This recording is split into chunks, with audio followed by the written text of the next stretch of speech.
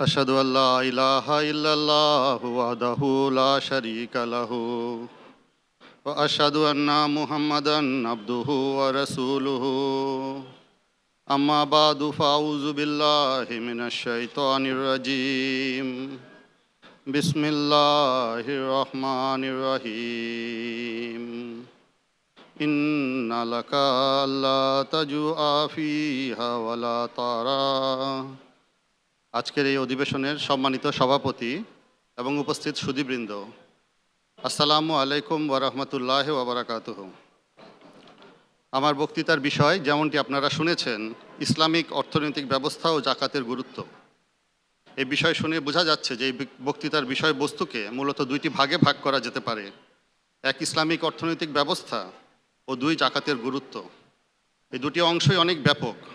সময়ের দিকে লক্ষ্য রেখে ও খাকসারের দুর্বলতা, এসব কারণে দেখা যাবে যে সবগুলো বিষয় হয়তো পুরোপুরিভাবে কাভার করা যাবে না এবং সেজন্য পর্যাপ্তভাবেও হয়তো আলোচনা করা যাবে না। এজন্য আমি প্রথমেই আপনাদের কাছে ক্ষমা চেয়ে আমার বক্তব্য শুরু করছি।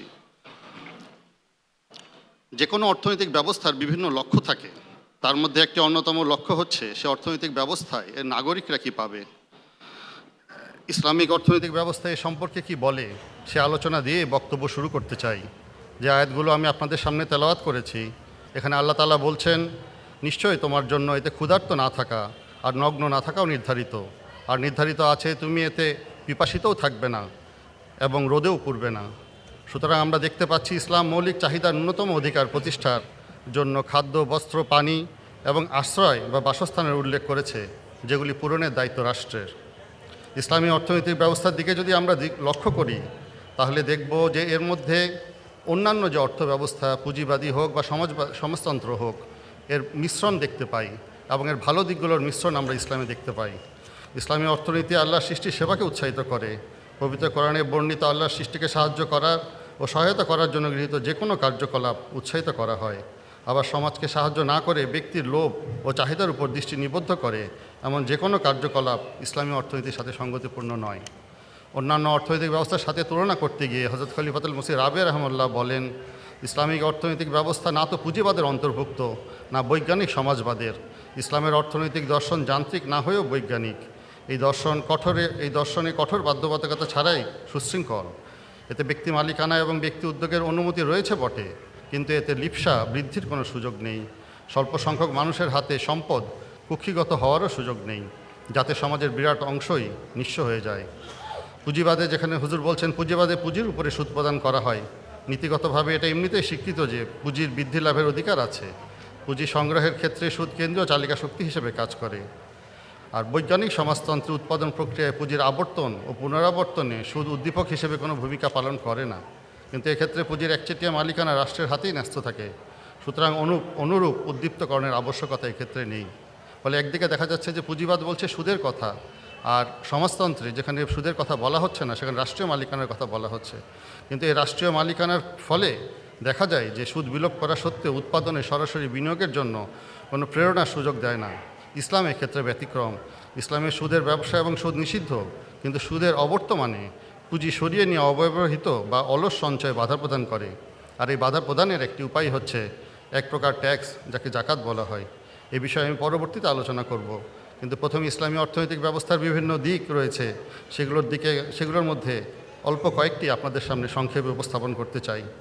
প্রথমে যে কথাটি আমি আপনাদের সামনে উপস্থাপন করতে চাই ইসলামিক অর্থনৈতিক ব্যবস্থায়, সেটা হলো শাসকের দায়িত্ব ও জবাবদিহিতা। ইসলাম তার সমাজ ব্যবস্থার কথা বলতে গিয়ে যেমন বলে, তেমনি তার অর্থনৈতিক ব্যবস্থা বলতে গিয়েও বলে যে এই পৃথিবী, আসমান ও জমিনের সৃষ্টিকর্তা হচ্ছেন আল্লাহ, এবং তিনি মানুষকে বহু কিছু দিয়েছেন আমানত রূপে। আমানতদার হিসেবে মানুষকে তার এই আমানতের ব্যবহার সম্পর্কে জবাবদিহি করতে হবে। আমরা সহিহ বুখারী এবং সহিহ মুসলিমে সেই বিখ্যাত হাদিস সবাই শুনেছি, যেখানে বলা হচ্ছে যে তোমাদের প্রত্যেকেই মেষপালক এবং প্রত্যেককেই তার মেষপাল সম্পর্কে জবাবদিহি করতে হবে। হযরত মুহাম্মদ মুস্তাফা সাল্লাল্লাহু আলাইহি সাল্লামের এই হাদিসের দিকে যদি আমরা খেয়াল করি, তাহলে সেটি দেখা যাচ্ছে যে আমাদের সবাইকেই সচেতন করে। এবং এই দায়িত্ব পালনের এক উৎকৃষ্ট উদাহরণ দিয়ে গেছেন ইসলামের দ্বিতীয় খলিফা হযরত উমর রাদিয়াল্লাহু আনহু। তার একটি ঘটনা আপনাদের সামনে উপস্থাপন করতে চাই, যেটিও হয়তো আপনাদের সবারই জানা। আমরা জানি যে ইসলামের দ্বিতীয় খলিফার একটি অভ্যাস ছিল বা রীতি ছিল, তিনি ছদ্মবেশে অলিতে গলিতে ঘুরতেন এবং স্বচক্ষে দেখতেন যে তার শাসনাধীনে জনসাধারণ কিভাবে দিন কাটাচ্ছে। এভাবে এক রাতে দ্বিতীয় খলিফা হযরত উমর রাদিয়াল্লাহু আনহু মদিনায় ওই গলিপথ দিয়ে যাচ্ছিলেন এবং চলতে চলতে তিনি শুনতে পেলেন যে একটি বাড়ির মধ্যে ছেলেমেয়েরা বাচ্চারা কান্নাকাটি করছে এবং মনে হচ্ছে তারা খুব কষ্টে আছে। তিনি খোঁজ নিয়ে দেখলেন যে কয়েকটি বাচ্চা একটি চুলোর পাশে বসে আছে, চুলোতে আগুন জ্বলছে এবং সেই কেটলিতে কি জানি চাপানো হয়েছে। যখন তিনি খোঁজ দিলেন তার মার কাছে, তখন জানতে চাইলেন, সেই মহিলা বললেন, ছেলে মেয়েগুলো ক্ষুধার্ত, তাদেরকে খেতে দেওয়ার মতো আমার কাছে কিছুই নেই, তাই আমি এই পাত্রটির মধ্যে কিছু পাথরের নুড়ি ও পানি দিয়ে জাল দিচ্ছি এবং ওদেরকে বুঝাচ্ছি যে একটু অপেক্ষা করো, এই খাবার হয়ে গেল বলে। এভাবেই আশা করছিলেন যে হয়তো ঘুমিয়ে যাবে এবং বাচ্চাদের কান্নাকাটি থেমে যাবে। গভীর মর্মবেদনা উৎকণ্ঠা হযরত ওমর রাদিয়াল্লাহু আনহু তৎক্ষণাৎ তার সরকারি দপ্তরে ফিরে এলেন এবং তিনি খাদ্য গুদাম থেকে একটি বস্তা ভর্তি করে আটা, মাখন, মাংস, খেজুর ইত্যাদি নিলেন এবং তার একজন দাসকে বললেন বস্তাটি তার পিঠের উপর তুলে দিতে। দাস অত্যন্ত বিস্মিত হয়ে ওমর রাদিয়াল্লাহু আনহুকে বললেন, আপনি কেন বস্তাটা নিজে পিঠে করে নিয়ে যাবেন, আমিই তো আছি। হযরত ওমর রাদিয়াল্লাহু আনহু এর উত্তরে বললেন, সেই হাদিসের প্রেক্ষিতে দেখেন তার উত্তর, সন্দেহ নেই তুমি আজ আমার জন্য এই বোঝা বইতে পারবে, কিন্তু কিয়ামতের দিন কে বইবে আমার এই বোঝা। খলিফাতুল মসিহ রাবে খুব সুন্দর ব্যাখ্যা দিয়ে বলেছেন যে হযরত ওমর রাদিয়াল্লাহু আনহু যা করেছিলেন তা বস্তুত কোনো সরকার প্রধানের পক্ষে করা অসম্ভব, কিন্তু মর্মে ও কর্মে হযরত ওমর রাদিয়াল্লাহু আনহু এক অপূর্ব দৃষ্টান্ত হয়ে রয়েছেন এবং এটাই সেই দৃষ্টান্ত যার অনুসরণ করা উচিত আধুনিক সব সমাজের। সরকার যদি জনগণের কল্যাণের জন্য এবং তাদের দুঃখ কষ্ট লাঘবের জন্য সদা সতর্ক থাকে, তাহলে জনগণ তাদের দুঃখ, দৈন্য ও বঞ্চনার অভিযোগ উত্থাপনের পূর্বেই তা অপনোদন করার জন্য সংশ্লিষ্ট কর্তৃপক্ষ যথোপযুক্ত ব্যবস্থাদি গ্রহণ করবে এবং তা করবে কোনো ভয় বা চাপের মুখে নয়, নিজেদের বিবেকের নির্দেশে ও অনুশাসনে। এবার আমি আরেকটি দিক, ধনীদের দায়িত্ব সম্পর্কে কিছু কথা বলতে চাই। এ সম্পর্কে আল্লাহ তাআলা পবিত্র কোরআনে সূরা আল মাআরিজের 25 এবং 26 নম্বর আয়াতে বলেছেন, এবং তারা যাদের ধন সম্পদের রয়েছে নির্দিষ্ট হক, তাদের জন্য যারা সাহায্য চাইতে পারে এবং তাদের জন্য যারা চাইতে পারে না। এই আয়াত দুটিতে ধনীদেরকে সম্বোধন করা হয়েছে এবং তাদেরকে স্মরণ করিয়ে দেওয়া হয়েছে এবং এখানে আমরা বুঝতে পারছি যে ইসলামে এটি কোনো দান বা অনুদান নয়, বরং এটি তাদের প্রাপ্য। কিন্তু তারপরও এই ধন সম্পদ আমাদের অনেকের জন্য পরীক্ষার কারণ হয়ে যায়। এই সম্পর্কে আল্লাহ তাআলা পবিত্র কোরআন শরীফে সূরা আল তাগাবুনের 16 নম্বর আয়াতে বলেছেন, তোমাদের ধন সম্পদ এবং তোমাদের সন্তান সন্ততি তোমাদের জন্য কেবল পরীক্ষার বিষয় এবং আল্লাহ তারই নিকট রয়েছে মহাপুরস্কার। ইসলাম শুধু গরিবদের প্রতি ধনীদের দায়িত্বে শুধু আর্থিক কুরবানি বা সম্পদ প্রদানই সীমাবদ্ধ করেনি, বরং একই সাথে এটাও বলা হয়েছে যে তা সমাজের মানুষের দারিদ্র্যজনিত দুঃখ কষ্টেরও ভাগিদার হবে। তাছাড়া এমন কিছু ব্যবস্থাও থাকা দরকার যাতে ধনী ও সমাজের উচ্চ স্তরের লোকেরা স্বপ্রণোদিত হয়ে সমাজের দরিদ্র ও নিচু স্তরের লোকদের সাথে মেলামেশা করবে এবং ব্যক্তিগতভাবে জানবার চেষ্টা করবে যে দারিদ্র্যের মধ্যে জীবনযাপন করার অর্থ কী। এ ব্যাপারে ইসলামে অনেক ধরনের ব্যবস্থা রয়েছে, ফলে বিভিন্ন শ্রেণীর লোকদের পক্ষে এটা সম্ভবই নয় যে তারা বিচ্ছিন্ন হয়ে থাকবে। ফলে শুধু ইসলাম এই কথাই বলছে না ইসলামী অর্থনৈতিক ব্যবস্থায় খালি অর্থ দেওয়া হবে বা অর্থ হক, বরং এটিও বলা হচ্ছে যে যদি একজন একজনের সাথে সেভাবে না মিলেমিশে থাকে তাহলে সেই তাদের দুঃখ কষ্ট প্রকৃতভাবে আদায়ও করা বোঝাও যায় না এবং দায়িত্ব পুরোপুরি পালন হয় না। এ ব্যাপারে অনেক উদাহরণ রয়েছে, অনেক নির্দেশনা রয়েছে, কিন্তু যেমন ইসলামে গরিবদের দাওয়াত প্রদান বা ইসলামে গরিবদের দাওয়াতে অংশগ্রহণ আমরা উদাহরণ হিসেবে সামনে রাখতে পারি। কোরআনে বর্ণিত আরেকটি দিকে আমি আপনাদের দৃষ্টি আকর্ষণ করতে চাই, যেমনটি আমরা গতকালকে মাওলানা ফিরোজ আলম সাহেবের বক্তৃতায়ও শুনেছি যে এই কোরআন শরীফে সব কিছুর ব্যাপারেই দিক নির্দেশনা রয়েছে। বাণিজ্যিক নীতিমালার দিকে দৃষ্টি আকর্ষণ করলে ইসলামী বিভিন্ন অর্থনৈতিক ব্যবস্থার ভালো দিকগুলো দেখা যায় এবং দেখা যায় যে 1400 বছর পূর্বে ইসলাম এমন একটি সুষ্ঠু বাণিজ্যিক নীতিমালা প্রদান করেছে যা আধুনিক মানুষ অনেক চড়াই উৎরাই পেরিয়ে অবশেষে আবিষ্কার করেছে। এর মধ্যে রয়েছে সূরা আল বাকারার 283 এবং 284 নম্বর আয়াতে বিস্তারিতভাবে বর্ণনা করা হয়েছে ইসলামিক বাণিজ্যিক ব্যবস্থা সম্পর্কে, এবং যার মূল কথা হচ্ছে নিরঙ্কুশ আস্থা এবং সততা। আল্লাহ তাআলা বলছেন, ধ্বংস তাদের জন্য যারা পরিমাপে ঠকায়, যারা মানুষের কাছ থেকে মেপে নেবার বেলায় পুরোপুরি নেয় কিন্তু তাদেরকে মেপে বা ওজন করে দেওয়ার বেলায় কম দেয়। হাদিসে আরও উল্লেখ আছে, সহিহ মুসলিমের হাদিসে আমরা দেখতে পাই যেখানে বলা হচ্ছে যে বিক্রেতাদেরকে ত্রুটিযুক্ত পচা বা রদ্দিমাল বিক্রি করতে নিষেধ করা হয়েছে। কোনো বিক্রেতা তার কোনো পণ্যের ত্রুটি গোপন রেখে তা বিক্রি করতে পারবে না, আর যদি কোনো বিক্রেতা না জেনে এটি বিক্রি করে বা ক্রেতার অজান্তে সে বিক্রি হয় তাহলে ক্রেতার সে অধিকার থাকবে যে সে এটা ফেরত দিতে পারবে। ফলে এই বিষয়গুলো যদি পালিত হয় তাহলে দেখা যাবে যে আমরা অর্থনীতির ভাষায় যেটাকে বলি যে যে সবচেয়ে দক্ষ সেই টিকে থাকবে বাজারে, এবং বাজারে দক্ষ দক্ষ উৎপাদক এবং দক্ষ ভোক্তাই লাভবান হবে। এবার আমি ইসলামী অর্থনৈতিক ব্যবস্থার আন্তর্জাতিক দায় দায়িত্বের সম্পর্কে কিছু মূলনীতি বর্ণনা করতে চাই। যেমন জাতীয় পর্যায়ে দায়িত্ব রয়েছে, ঠিক একইভাবে আন্তর্জাতিক দায় দায়িত্বও রয়েছে, এবং এর মধ্যে রয়েছে সম্পদ সংগ্রহ অভিযানে সম্পূর্ণরূপে অংশগ্রহণ করা, যাতে করে ব্যাপক আকারের প্রাকৃতিক দুর্যোগ অথবা মানব সৃষ্ট বিপর্যয়ের সময় মোকাবেলা করা যায় এবং সেই সমস্ত দেশকে সাহায্য করা যায় যারা নিজেরা তাদের সংকট নিরসনে যথোপযুক্ত ব্যবস্থা অবলম্বন অপারগ। একজন ব্যক্তির ন্যায় একটি জাতি যদি অর্থনৈতিক সংকটে পড়ে, তাহলে তাদেরকে নিজের পায়ে দাঁড়াতে অবশ্যই সাহায্য করতে হবে। সেসব দেশের মানুষকে শুধু খাদ্য দেয়াই যথেষ্ট নয়, বরং এমন সব ব্যবস্থা গ্রহণ করতে হবে যাতে তাদের অর্থনীতিকে পুনঃস্থাপিত ও পুনর্বাসিত করা যায়। ব্যক্তিকে যেমন সাহায্য করা প্রয়োজন, ঠিক একইভাবে আন্তর্জাতিকভাবে একটি দেশের উচিত আরেকটি দেশকে সাহায্য করা। অথচ আমরা আজ বিশ্বব্যাপী এর পুরোপুরি বিপরীত চিত্র দেখছি। অর্থনৈতিকভাবে সাহায্য করার পরিবর্তে এক দেশ আরেক দেশকে অর্থনৈতিকভাবে পঙ্গুত্বের দিকে ঠেলে দিচ্ছে বা ধ্বংসের দিকে ঠেলে দিচ্ছে। এবার আমি আরেকটি দিক অর্থনীতির ব্যক্তি খাতকে উৎসাহিত করা সম্পর্কে বলতে চাই। যেমনটি আগে উল্লেখ করা হয়েছে যে ইসলাম এক ধরনের মধ্যপন্থা অবলম্বন করে, ঠিক একই সেই ধারাবাহিকতায় কতিপয় ব্যক্তির কাছে অনেক সম্পদ পুঞ্জীভূত হওয়া যেমন পছন্দ করে না, তেমনই সব সম্পদের রাষ্ট্রীয় মালিকানাও ইসলাম সমর্থন করে না। ইসলামী অর্থনীতিতে সম্পদের ব্যাপক ব্যবহার ও বিনিয়োগই হচ্ছে তার জন্য স্বাভাবিক ব্যবস্থা। তাই এখানে ব্যক্তি খাতকে উৎসাহিত করা হয়ে থাকে। এই ব্যক্তি খাতকে উৎসাহিত না করলে দেখা যাবে যে মানুষ বিনিয়োগে উৎসাহিত হবে না। কিন্তু একই সাথে ব্যক্তি খাতকে উৎসাহিত করার ফলে সমাজে বৈষম্য তৈরি হচ্ছে কিনা সেটি আরেকটি প্রশ্ন সামনে এসে দাঁড়ায়, এবং অতিরিক্ত বৈষম্যের দিকে যাচ্ছে কিনা এবং এখানে হস্তক্ষেপ করা প্রয়োজন কিনা এইটার একটি মাপকাঠি হচ্ছে মানুষের মৌলিক চাহিদা পূরণ হচ্ছে কিনা। এবং সেই ক্ষেত্রে একটি বড় বাধা হয়ে দাঁড়ায় আয় ও সম্পদের বৈষম্য।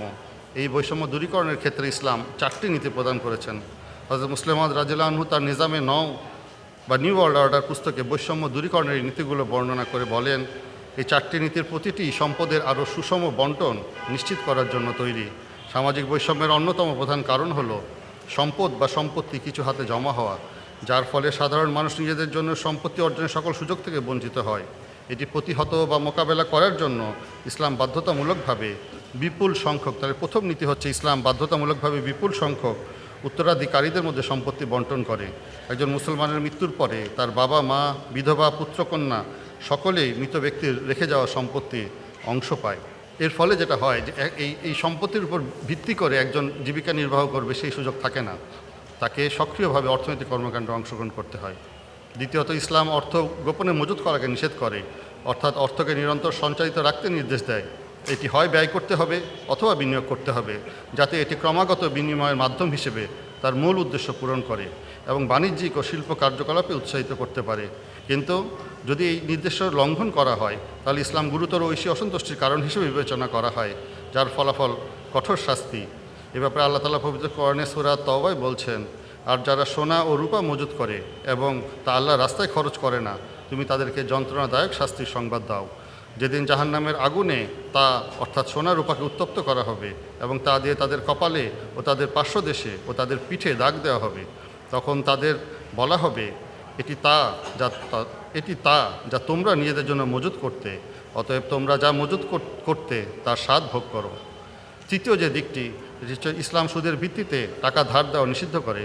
সুদ প্রথার ফলে তুলনামূলকভাবে কম সংখ্যক মানুষের হাতে সম্পদ জমা হয়।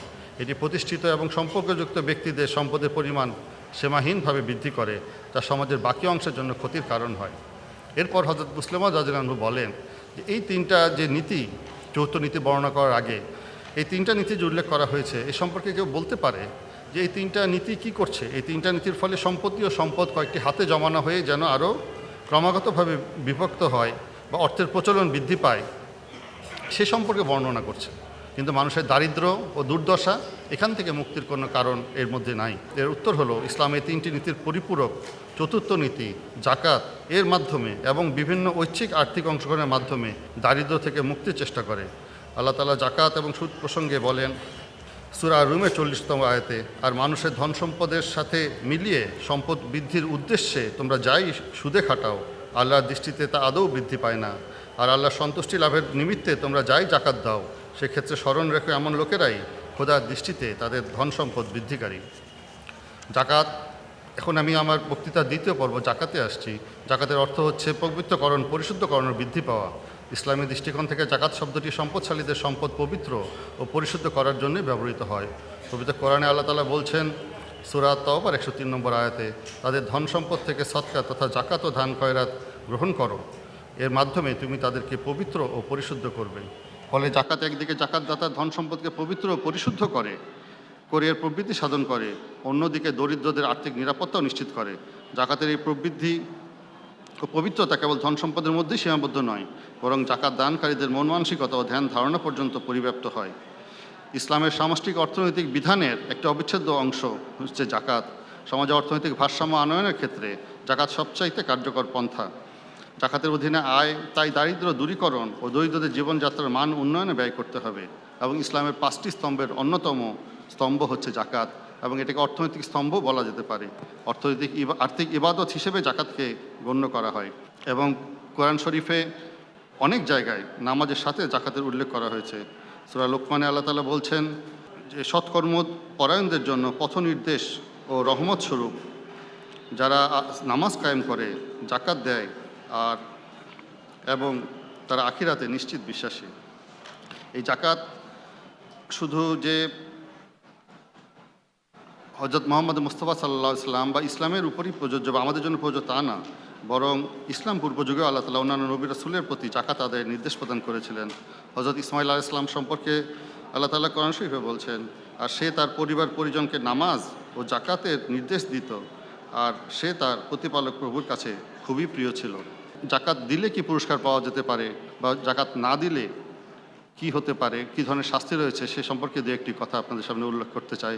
আল্লাহ তাআলা বলছেন, আল্লাহর আমার রহমত সব কিছু পরিব্যাপ্ত করে নিয়েছে, তা আমি লিখে দিব সেই সব লোকদের জন্য যারা তাকওয়া অবলম্বন করে, জাকাত দেয় এবং তারা আমাদের আয়াতসমূহের প্রতি ঈমান রাখে।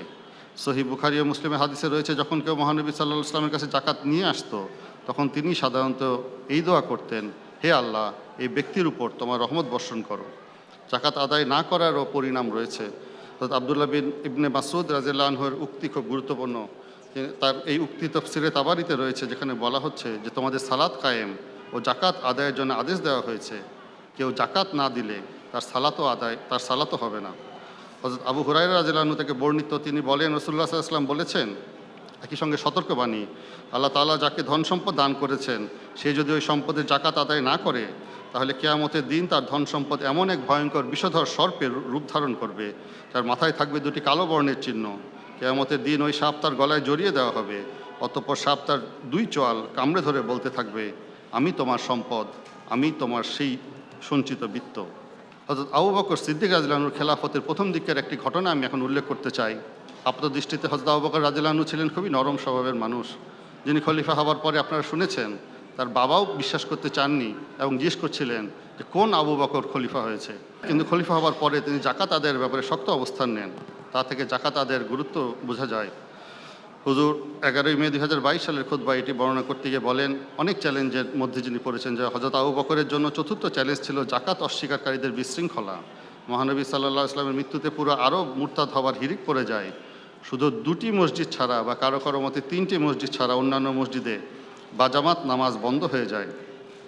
এরকম অবস্থায় তিনি সবার সঙ্গে বসেন এবং পরামর্শ করেন, এবং তার পরামর্শদাতাদের মধ্যে হযরত উমর রাদিয়াল্লাহু আনহু ছিলেন, যিনি সাধারণত শরীয়ত পালনে অত্যন্ত কঠোর ছিলেন। তিনিও পর্যন্ত বলেন, আল্লাহ তার রসুলের উপর যারা ঈমান রাখে এমন ব্যক্তিরা জাকাত অস্বীকার করলেও আপাতত তাদেরকে সাথে নিয়ে অন্যদের মোকাবেলা করা উচিত। অবস্থা এতই সঙ্গীন ছিল, কিন্তু হযরত আবু বকর স্পষ্ট ঘোষণা দেন, আল্লাহর কসম, যারা নামাজ ও জাকাতের মাঝে পার্থক্য করবে তাদের বিরুদ্ধে আমি যুদ্ধ করব। হযরত উমর ও অন্য সাহাবীদের মন্তব্য হলো, পরে তারাও বুঝতে পারেন যে আবু বকরের সিদ্ধান্তই উপযুক্ত ও সঠিক ছিল। এখানে আমি একটি জিনিস বলতে চাই, যে মনে হতে পারে এটি কঠোর একটি পদক্ষেপ, কিন্তু যদি আমরা এর পূর্বে হযরত রাসূলুল্লাহ করিম সাল্লাল্লাহু আলাইহি ওয়াসাল্লামের হাদিসে যে শাস্তির উল্লেখ আছে, সেই শাস্তির কথা চিন্তা করি, তাহলে হযরত আবু বকর রাদিয়াল্লাহু আনহু সেই শাস্তি থেকে আসলে মানুষকে বাঁচানোর জন্য জাকাতের দিকে নিয়ে আসতে চেয়েছিলেন। এখন আমি যদি অর্থনীতি, এই ছিল ব্যক্তিগত, কিন্তু অর্থনৈতিক দৃষ্টিভঙ্গিতে যদি আমরা জাকাতের কথা আলোচনা করি, তাহলে আমরা দেখতে পাই যে জাকাত হচ্ছে ইসলামী অর্থনীতির মূল বুনিয়াদ, যার উপর ভিত্তি করেই ইসলামী অর্থনীতি গড়ে ওঠে। ইসলামী অর্থনীতিতে সম্পদের ব্যাপক ব্যবহার ও বিনিয়োগই হচ্ছে তার জন্য স্বাভাবিক অবস্থা। অর্থাৎ সম্পদ তথা মূলধন বিনিয়োগ না করলে এটি যেমন উৎপাদনে ভূমিকা রাখতে পারে না, তেমনি বাধ্যতামূলকভাবে প্রদেয় এই জাকাতের ফলে একসময় মূলধন নিঃশেষ হয়ে যায়। তাই জাকাত মূলধনকে দ্রবীভূত, সচল, সক্রিয় ও মুনাফা আহরণে গতিশীল করে। আমাদের জামাতের বিরুদ্ধে অনেক সময় অভিযোগ করা হয় যে এখানে জাকাতকে যথাযথ গুরুত্ব দেওয়া হয় না। অথচ হযরত মুসলিম ইসলাম বলেন, জাকাত কি, যা ধনী ব্যক্তিদের কাছ থেকে নেওয়া হয় এবং দরিদ্রদের মধ্যে বিতরণ করা হয়। এটি আমাদের সর্বোচ্চ স্তরের সহানুভূতি শেখায়। ধনীদের উপর এটি প্রদান করা বাধ্যতামূলক, এমনকি যদি এটি বাধ্যতামূলক নাও হতো তবু মানবিক সহানুভূতি দরিদ্রদের সাহায্য করার দাবি রাখে।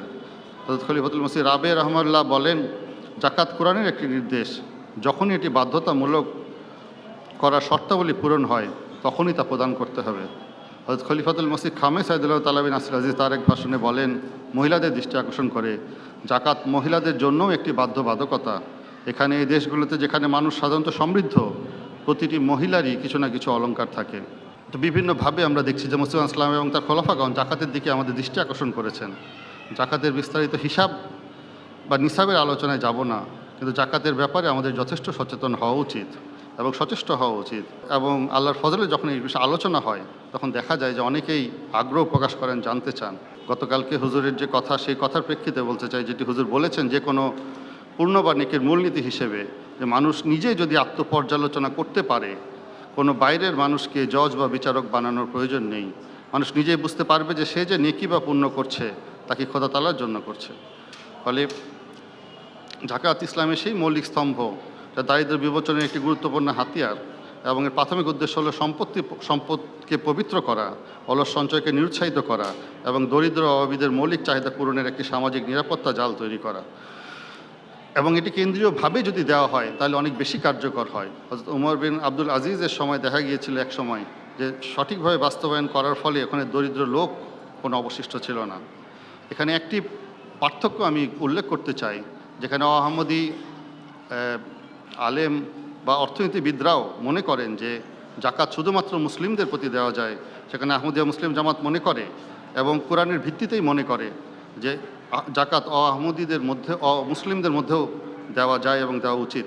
কারণ আল্লাহ তাআলা পবিত্র কোরআন শরীফে জাকাতের উল্লেখ করতে গিয়ে বলেছেন যাদেরকে দেওয়া যায় সবার প্রথমে যে দুটি কথা আছে, একটি হলো গরিব অভাবী আর একটি হলো অসহায়। কিন্তু আমরা যেভাবে জানি যে অর্থনীতির মৌলিক চাহিদা বা আমাদের মৌলিক চাহিদা যেভাবে পরিবর্তনশীল এবং জাকাত সবসময় পর্যাপ্ত নাও হতে পারে, সেই জন্য জাকাত একটি মৌলিক স্তম্ভ হিসেবে কাজ করবে। কিন্তু দারিদ্র্য বিমোচনের গুরুত্বপূর্ণ হাতিয়ার হলেও বিশ্বে শুধু এটি যথেষ্ট নাও হতে পারে। দ্বিতীয় খলিফা বলছেন বিশ্বে শুধু এটি যথেষ্ট নাও হতে পারে, যা একটি বিশ্ব সম্প্রদায়ের, হুজুর চিন্তা করছেন বিশ্ব নিয়ে, যা একটি বিশ্ব সম্প্রদায়ের সমস্ত চাহিদা পূরণ করতে পারে। সেক্ষেত্রে অতিরিক্ত আর্থিক কুরবানির প্রয়োজন হতে পারে। কেউ মনে করতে পারে এটি কি নতুন কিছু? নতুন কিছু না, কারণ মহানবী সাল্লাল্লাহু আলাইহি ওয়াসাল্লামের যুগেও আমরা দেখেছি জাকাতের বাইরে অনেক অনেক আর্থিক কুরবানির, ঐচ্ছিক আর্থিক কুরবানির উদাহরণ রয়েছে, যেখানে হযরত আবু বকর রাদিয়াল্লাহু আনহু তার পুরো সম্পদ নিয়ে এসেছেন, হযরত উসমান রাদিয়াল্লাহু আনহু অনেক সম্পদ নিয়ে এসেছেন, ওমর রাদিয়াল্লাহু আনহু এবং আরও অনেক বড় বড় সাহাবীরা। এইভাবে তারই ধারাবাহিকতায় পরবর্তীতেও আমাদেরকে জাকাত এবং অন্যান্য আর্থিক কোরবানির মধ্যে থাকতে হবে। এবং এর কারণেই এই নীতিগুলো, মূল নীতিগুলো অবলম্বনের ফলে জাকাত এবং অন্যান্য আর্থিক কোরবানির মাধ্যমে এবং অমুসলিমদের অভাব পূরণের যে চেষ্টা, সেটি আমরা আহমদিয়া মুসলিম জামাতের দীর্ঘ ইতিহাসে বারবার দেখতে পাই। এ ব্যাপারে হযরত খলিফাতুল মসিহ খামেস আইদুল্লাহ তাআলা বিন নাসির আমাদের মনে করিয়ে দিয়েছেন যে একজন ব্যক্তি তখনই একজন প্রকৃত মুসলিম হিসেবে বিবেচিত হতে পারে যখন সে অন্যদের কষ্ট দূর করতে এবং তাদের উদ্বেগ দূর করতে চেষ্টা করে। আমরা জানি যে কাদিয়ানে যখন হযরত মুসলিম ইসলামের আগমন হয় তখন বলতে গেলে কোনো সরকারি পরিষেবাই ছিল না। তিনি নিজ খরচে ওষুধ নিয়ে আসতেন এবং সেই ওষুধ বিনামূল্যে রোগীদের মধ্যে বিতরণ করতেন। হযরত খলিফাতুল মসিহ আউয়াল রাদিয়াল্লাহু আনহু বয়স্ক অসুস্থ অবস্থায় যখন খেলাফতের দায়িত্ব নেন, অন্যান্য দায়িত্বের পাশে তিনি চিন্তা করলেন যে একটি পুরুষ ও মহিলা উভয় ধরনের রোগীর জন্য একটি হাসপাতাল প্রতিষ্ঠা করা দরকার এবং একটি কেয়ার হোমও প্রতিষ্ঠা করা দরকার। যদিও সেটি পরে প্রতিষ্ঠিত হয়েছিল নূর হাসপাতালে, কিন্তু তার ভিত্তি ওই সময়, মূল কাজ ওই সময় শুরু হয়েছিল। আমরা দেখেছি যে হযরত মুসলিম রাদিয়াল্লাহু আনহুর সময় নূর হাসপাতাল সহ পাকিস্তানে যখন হিজরত হয় তখন সেখানকার ফজলে উমর হাসপাতাল সহ আরও অনেক কর্মকাণ্ড স্থাপিত হয়েছে। শুধু এই উপমহাদেশে নয়, নুসরত জাহাজ স্কিমের মাধ্যমে হযরত খলিফাতুল মসিহ সালেহ রাহিমাহুল্লাহ তাআলার সময় আফ্রিকায় মানব সেবার অনেক কার্যক্রম, অনেক প্রকল্প চালু হয়েছে। মাত্র 2 বছরে সেই সময় 14টি হাসপাতাল প্রথমে প্রতিষ্ঠিত হয়েছিল। এত ইতিহাস থাকা সত্ত্বেও দেখা গেল 1992 সালে সোমালিয়া যখন দুর্ভিক্ষ দেখা দেয়, তখন আহমদে মুসলিম জামাতকে সেখানে জনগণকে সাহায্য করার জন্য তহবিল পাঠানোর অনুমতি দেওয়া হয় নাই। আহমদে মুসলিম জামাতের একটি বৈশিষ্ট্য যে যখন কোনো বাধা আসে জামাত আরও এগিয়ে যায়, নতুন নতুন পন্থা অবলম্বন করতে পারে, নতুন নতুন পন্থা। খলিফাতুল মসিহ রাবে' রাহমাহুল্লাহ তখন কি করলেন? তিনি একটি আন্তর্জাতিক সংস্থা গঠনের সিদ্ধান্ত নেন, যা সব জায়গায় কোনো বাধা ছাড়াই কাজ করবে। এ প্রেক্ষিতে 1995 সালের নভেম্বরে হিউম্যানিটি ফার্স্টের জন্ম হয়, যার উদ্দেশ্য ছিল ধর্ম বর্ণের কোনো পার্থক্য ছাড়াই বিশ্ব জুড়ে মানুষকে সাহায্য করা। তারা যে কয়েকটি প্রধান প্রকল্প গ্রহণ করেছে তার মধ্যে দৃষ্টিশক্তি পুনরুদ্ধার, শরণার্থী পুনর্বাসন, এতিমদের খেয়াল রাখা, পানির ব্যবস্থা এবং সর্বোপরি মডেল ভিলেজ স্থাপন করা হচ্ছে। হিউম্যানিটি ফার্স্টের অধীনে আমরা দেখেছি যে, বা বিভিন্ন সময় আমরা দেখেছি যে জাপানের ভূমিকম্পের সময় সবার আগে গরম খাবার পরিবেশন করা হয়েছে। ফিলিস্তিনে আমরা দেখেছি ত্রাণ কার্যক্রম চলেছে, এবং পাকিস্তানে যেখানে বন্যায় ক্ষতিগ্রস্তদের জন্য যখন ত্রাণ বিতরণ করা হয় তখন আহমদীদেরকে একপাশে রাখা হয়েছে, কিন্তু আহমদীরা আবার আহমদীদের জন্য সেখানে ত্রাণ বিতরণ করেছে। খলিফাতুল মসিহ খামেস সাইদুল্লাহ তাআলা বিন নাসিরের খেলাফত কালেও সেই কার্যক্রম চলছে, এবং কয়েকদিন আগে আমরা হিউম্যানিটি ফার্স্টের 30 বছর পূর্তি উপলক্ষে তার বক্তৃতায় শুনেছি যে হিউম্যানিটি ফার্স্টের কার্যক্রম কতদূর এগিয়ে গিয়েছে।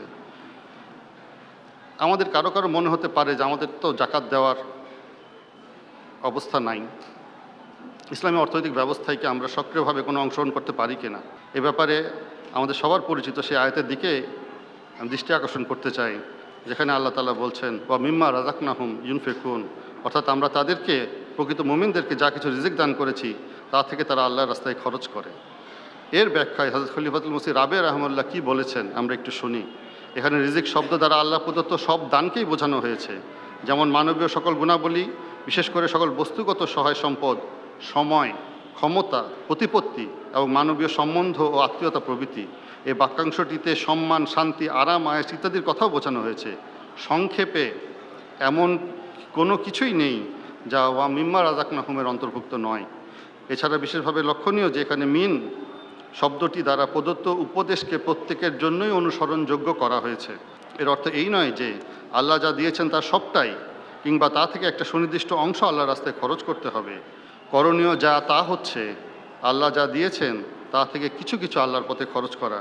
হুজুর বলছেন এই কিছু কিছুর পরিধিটা এত বেশি তারতম্যযোগ্য যে কেউ, এমনকি যার দেওয়ার মতো তেমন কোনো ক্ষমতাই নেই, সেও ইচ্ছা করলে তার সাধ্য মতো এর মধ্যে অংশগ্রহণ করতে পারে। এটাই হচ্ছে সমাজসেবার সেই আবহাওয়া যা ইসলাম সৃষ্টি করতে চায়। এটি নির্ভর করে অংশত মানুষের সামাজিক আচরণের উপর এবং অংশত তার অর্থনৈতিক কর্মকাণ্ডের উপর। ফলে আমরা দেখতে পাচ্ছি, আমরা যদি নীতিগতভাবে ইসলামী অর্থনীতি এবং অন্যান্য অর্থনৈতিক ব্যবস্থা পাশাপাশি রাখি এবং বোঝার চেষ্টা করি যে কেন ইসলামিক অর্থনৈতিক ব্যবস্থা সফল হতে পারে, এই যে মূল লক্ষ্য সেখানে সাফল্য অর্জন করতে পারে, তাহলে আমরা দেখতে পাই যে অন্যান্য অর্থনৈতিক ব্যবস্থায়, যে অর্থনৈতিক ব্যবস্থায় গোটা সমাজটাই মালিকানামুখী এবং কতটুকু নিতে পারল কেবল সে ব্যাপারেই উদ্গ্রীব, সেখানে ন্যায্য ও অন্যায্যের মধ্যে কোনো সীমারেখা টানা অত্যন্ত কঠিন এবং অসম্ভব। এমন সমাজের পক্ষে নিজস্ব সীমারেখার ভিতরে সন্তুষ্ট না থেকে অপরের অধিকারের সীমানা লঙ্ঘন করা খুবই সম্ভব। খলিফাতুল মসিহ রাবে' বলছেন, অপর পক্ষে যে সমাজকে বারবার স্মরণ করিয়ে দেওয়া হয় এবং এই প্রশিক্ষণও দেওয়া হয় যে সে যেন অন্যদেরকে তাদের প্রাপ্যের অধিক প্রদান করে, তার পক্ষে অপরের অধিকার লঙ্ঘন করা সম্ভব হবে না। এমন একটি আবহাওয়ায় কোনো শোষণ চালু থাকতে পারে বলে কল্পনা করাও কঠিন। ফলে আমরা যেন সবাই এই চিন্তা করে আমাদের অংশগ্রহণ করার চেষ্টা করি। হযরত মসিহ আলাইহিস সালাম বলেন, আমি দৃঢ়ভাবে বিশ্বাস করি কৃপণতা ও ঈমান কখনোই একই হৃদয়ে সহাবস্থান করতে পারে না। যে ব্যক্তি নিষ্ঠার সাথে আল্লাহ তাআলার উপর ঈমান রাখে সে তার সিন্ধুকে আবদ্ধ সম্পদকেই কেবল নিজের সম্পদ মনে করে না, বরং সে আল্লাহ তাআলার সমস্ত ধন ভাণ্ডারকেই নিজের ধন ভাণ্ডার মনে করে। আটকে রাখার অভ্যাস তার মধ্য থেকে সেভাবে দূর হয়ে যায়, অর্থাৎ কৃপণতা তার থেকে দূর হয়ে যায় যেভাবে আলো আসলে অন্ধকার দূর হয়। আল্লাহ তাআলা আমাদের সবাইকে এইভাবে কোরবানি করার তৌফিক দান করুন। এক নেতৃত্ব আমরা পেয়েছি, যে নেতৃত্ব ছাড়া জাকাতের সঠিক বাস্তবায়ন করা অসম্ভব। আমাদের সেই ঐশী নেতৃত্ব, ঐশী খেলাফত রয়েছে।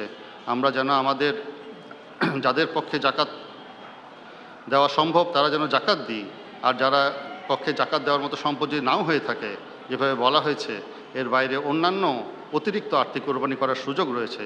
ইসলামী অর্থনৈতিক ব্যবস্থায় যদি আমরা সেইভাবে আমাদের সাধ্যমতো কোরবানি করতে থাকি, তাহলে ইসলামী অর্থনীতি ব্যবস্থার মূল যে লক্ষ্য পবিত্র কোরআন শরীফে বর্ণনা হয়েছে, মৌলিক অধিকার আদায়, সেটি পূর্ণ হবে।